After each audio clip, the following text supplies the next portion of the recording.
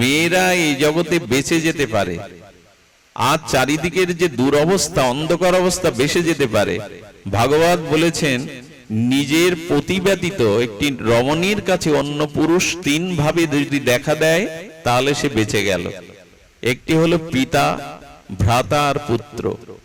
বিবাহিত রমণী নিজের পতি ছাড়া জগতে যত আর পুরুষ আছে তাদেরকে যেন এই দৃষ্টিতেই দেখে। কি কি রূপে? পিতা, পুত্র, ভ্রাতা। এর বাইরে আমরা যে সম্বন্ধ পাতাই, এই সম্বন্ধ টিকবে না, ওখানে কোনোদিনই টিকবে না। কাম এত দুর্জয়, লালসা এত দুর্জয়, টিকবে না। আর পুরুষদের কাছে তার নিজের স্ত্রী ব্যতীত আর যত জগতে রমণী আছে তিন ভাবে দেখতে বলা হয়েছে। স্ত্রীদের তিনটি রূপ: কন্যা, জায়া, জননী। কন্যা, জায়া, জননী। নিজের স্ত্রী বাদে জগতে আর যত রমণী আছে সেটি মা অথবা মেয়ে।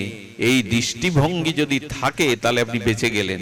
তাহলে বর্তমান যে আবহাওয়া, না, বাঁচতে পারবেন না, আপনি একদমই বাঁচতে পারবেন না।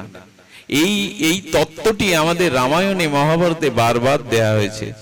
যেদিন মন্দাদরী এসেছিল রাবণ বধের পরে দেখতে, রামচন্দ্রকে দর্শন করতে পালকিতে আসছেন মন্দাদরী, সেই পালকির ছায়াটা, মন্দাদরীর ছায়াটা রামের অঙ্গে পড়েছিল।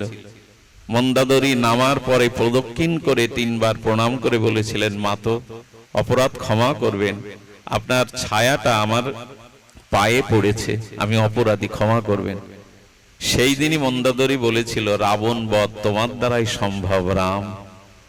যার স্ত্রীকে, যার স্বামী হরণ করলো, তার স্ত্রীকে যে মা বলে প্রণাম করতে পারে, সত্যিকার অর্থে তুমিই ভগবান।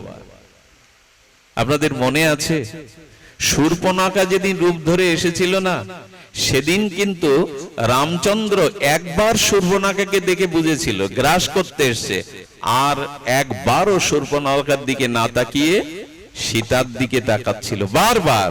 শূর্পণখা অত সুন্দরী রূপে এসেছে কিন্তু আর তাকায়নি।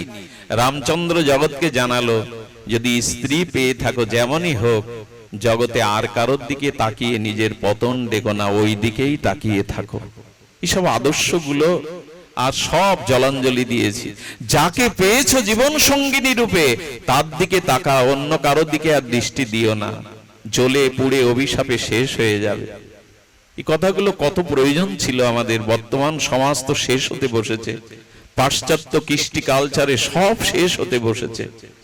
এই জন্য শাস্ত্র বলছেন, এগুলি বাঁচবার উপায় একান্ত এককে ধরে থেকে বাঁচার মধ্যেই জীবনের পরম আনন্দ আছে, পরম আনন্দ আছে, তাছাড়া বাঁচতে পারবো না। সব শেষে, যেহেতু অনেক ক্লান্ত, হরিকথাতে আসলে ক্লান্তি থাকে না। আপনারাও দূর থেকে এসছেন, তবে একটা দৃষ্টান্ত, একটা তত্ত্ব হঠাৎ হৃদয়ে এলো, এটার অনুভবটুকু আপনাদের হৃদয়ে স্থাপন করে পাঠ আমরা বিশ্রাম রাখবো।